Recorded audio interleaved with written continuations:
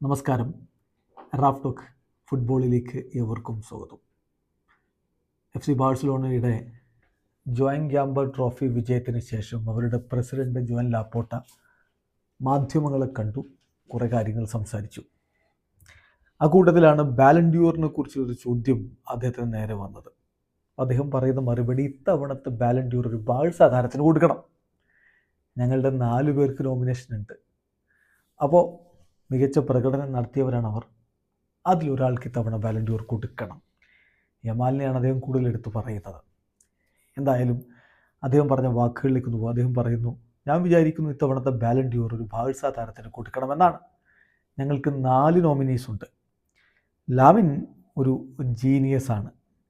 അവൻ എല്ലാ മത്സരങ്ങളിലും അത് കൃത്യമായിട്ട് നമുക്ക് കാണിച്ചു തരുന്നുണ്ട്.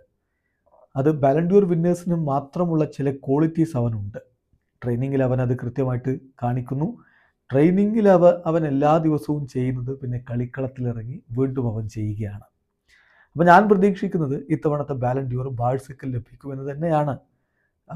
അതുമാത്രമല്ലെന്നേ, മികച്ച ടീമിനുള്ള നോമിനേഷൻ അത് ബോത്ത് മെൻസ് ആൻഡ് വിമൻസ് ഞങ്ങൾക്ക് ലഭിച്ചിട്ടുണ്ട്. അതുപോലെ തന്നെ പല താരങ്ങളും നോമിനേറ്റ് ചെയ്യപ്പെട്ടിട്ടുണ്ട്. കോച്ചിൻ്റെ പുരസ്കാരത്തിന് യോഹാൻ ക്രൈഫ് ട്രോഫിക്ക് ഹൻസി നോമിനേറ്റ് ചെയ്യപ്പെട്ടിട്ടുണ്ട്. സോ ഇത് വളരെ കൃത്യമാണ്. ഇത്തവണത്തെ ബാലൻഡിയോർ ഒരു ബാഴ്സ താരത്തിനാണ് ലഭിക്കേണ്ടത് എന്നാണ് ഇപ്പോൾ ജോൻ ലാപ്പോട്ട പറയുന്നത്. ഏതായാലും ബാലൻഡിയോറിന് ഇനി വളരെ കുറച്ച് ദിവസങ്ങൾ മാത്രമേ ഉള്ളൂ. 30 പേരുടെ നോമിനേഷൻ ലിസ്റ്റൊക്കെ പുറത്തുവിടുകയും നമ്മളതിനെക്കുറിച്ച് ചർച്ച ചെയ്യുകയും ഒക്കെ ചെയ്ത് കഴിഞ്ഞതാണ്. ഇനിയിപ്പോൾ നമ്മൾ കാത്തിരിക്കുന്നത് സെപ്റ്റംബർ 22 രാത്രി പാരീസിൽ അത് ആര് സ്വന്തമാക്കുമെന്നറിയാനാണ്.